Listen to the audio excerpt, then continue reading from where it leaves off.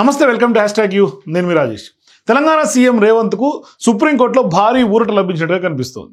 అయితే ఒక రకంగా చెప్పాలంటే నిజానికి ఇది భారీ ఊరటగా చెప్పాలి. ఎందుకు ఈ భారీ ఊరట అని అంటున్నాను అంటే, గతంలో పార్లమెంట్ ఎన్నికల సందర్భంగా రేవంత్ రెడ్డి పైన బీజేపీ ఆయన మీద టార్గెట్ చేసి పెద్ద ఎత్తున పరువు నష్టం దావా కేసు వేసింది.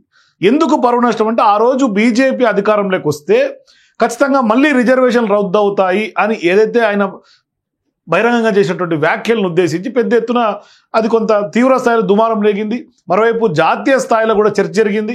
మరోవైపు జాతీయ స్థాయిలో కూడా ఇదొక ఎన్నికల ఎజెండాగా మారింది. ఇండియా వర్సెస్ ఎన్డీఏ ఏదైతే అప్పట్లో విస్తృతంగా ఒక పోటాపోటీగా ప్రచారం జరిగి పోటాపోటీగా ఎన్నికలకు వెళ్ళారో, ఆ నేపథ్యంలో సీఎం రేవంత్ రెడ్డి కొంత ఇండియా కూటమికి ఎజెండా ఇచ్చారు. అట్లాగే బీజేపీ సీట్లు తగ్గడానికి కూడా సీఎం రేవంత్ ఆ రోజు లేవనెత్తినటువంటి అంశాలే కారణం. అంటే ప్రధానంగా బీజేపీని వాళ్ళ యొక్క ఐడియాలజీని స్పష్టంగా ఇరికించి కొంత రాజకీయంగా కొంత గ్రిల్ చేసినటువంటి పరిస్థితి సీఎం రేవంత్ రెడ్డి ఆ రోజు చేసినటువంటి వ్యాఖ్యలు. తర్వాత ఆయన మీద కేసులు నమోదు చేశారు. మరోవైపు కొంత పరువు నష్టం దావా కేసు నమోదైంది. మరోవైపు హైదరాబాద్లో కూడా కొన్ని అమిత్ షా వ్యాఖ్యల్ని మార్ఫింగ్ చేశారని కూడా ఇబ్బంది పెట్టే ప్రయత్నం చేశారు. ఇదంతా కూడా తదుపరి పరిణామాలు జరిగినాయి. కానీ ఇప్పుడు సీన్ కట్ చేస్తే ఆ కేసు పరంపర కొనసాగుతోంది సుప్రీంకోర్టులో. మరి ఈ వ్యవహారం పైన సీఎం రేవంత్ పైన ఇప్పుడు తెలంగాణ బీజేపీ దాఖలు చేసినటువంటి పరువు నష్టం దావాకు సంబంధించినటువంటి కేసు విచారణకు సుప్రీంకోర్టు నిరాకరించింది.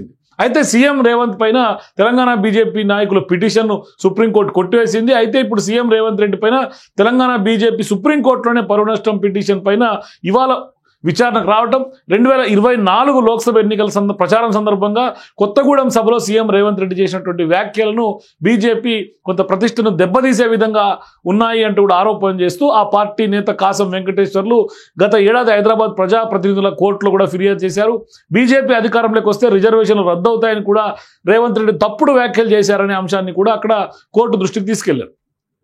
ఇప్పుడు దీనిపైన కోర్టు ప్రజా ప్రాతినిధ్య చట్టం 1951లోని సెక్షన్ 125 కింద కేసు కొనసాగుతుందని కోర్టు తెలిపింది. దీంతో రేవంత్ రెడ్డిని కొంత హైకోర్టును ఆశ్రయించారు. సో ఇప్పుడు రాజకీయ ప్రసంగాలు అతిశయోక్తులతో ఉండేవేనని, వాటిని పరువు నష్టంగా పరిగణించలేమంటూ ట్రయల్ కోర్టు ఆదేశాలను హైకోర్టు రద్దు చేసింది. అయితే హైకోర్టు తీర్పును బీజేపీ సుప్రీంకోర్టులో సవాల్ చేసింది. మరి ఇప్పుడు ఈ పిటిషన్ను సోమవారం చీఫ్ జస్టిస్ బిఆర్ గవాయ్ నేతృత్వంలో ధర్మాసనం పూర్తి స్థాయిలో విచారణకు వచ్చింది.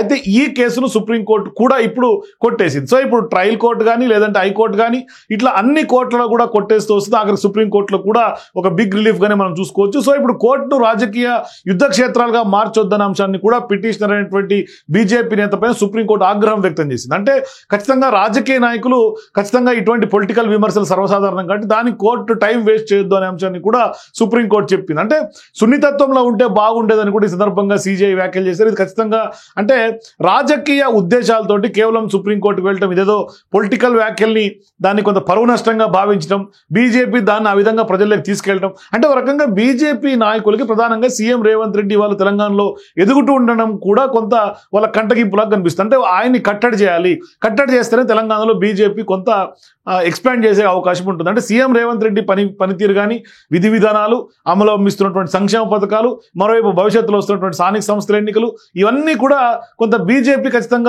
టార్గెట్ తెలంగాణగా అడుగులు వేస్తున్నటువంటి నేపథ్యంలో ఇక్కడ టార్గెట్ తెలంగాణ ఉన్నటువంటి నేపథ్యంలో ఇప్పటికే బీఆర్ఎస్ పార్టీ పూర్తిగా కుదేలైపోయింది. అనేక అంశాలు సతమతం అవుతున్నాయి. సో ఇప్పుడు నెక్స్ట్ రేవంత్ రెడ్డి మాత్రమే ఉన్నారు. అంటే ఆయన ఇప్పుడు కేసీఆర్ని ఓడగొట్టినటువంటి హీరోగా తెలంగాణలో ఎక్స్పోజ్ అవుతూ ఉన్నారు. మరోవైపు ప్రజానీకం కూడా ఆయన్ని ఓన్ చేసుకుంటుంది. అంటే సొంత మనిషిలాగా సీఎం రేవంత్ రెడ్డిని కూడా చాలా మంది ప్రజానీకం, తెలంగాణ నాయకులందరూ కూడా తెలంగాణ ప్రజానీకం ఓన్ చేసుకుంటారు.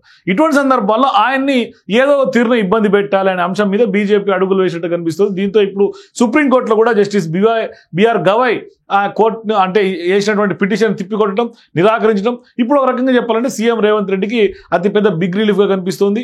మరోవైపు ఇప్పుడు పెద్ద ఎత్తున ఆయన్ని కట్టడి చేసే ప్రయత్నంలో బీజేపీకి కూడా ఒక రకంగా బిగ్ షాక్గా కనిపిస్తుంది. అంటే తెలంగాణ బీజేపీ లీగల్ సెల్ కూడా ఒక రకంగా చెప్పాలంటే ఇది బిగ్ షాక్. ఎందుకంటే సుప్రీంకోర్టులో కూడా పిటిషన్ నిరాకరించింది అంటే ఖచ్చితంగా దాంట్లో లీగల్ శాండిటీ ఏం లేదు. కేవలం రాజకీయ దురుద్దేశంతో పిటిషన్ వేయటం, రాజకీయ దురుద్దేశంతో ఆయన అనగదొక్కాలనే ప్రయత్నం చేయటం, నేపథ్యం. సరే, ఇప్పుడు రాజకీయంగా బహిరంగ సభల్లో మాట్లాడటం సర్వసాధారణం.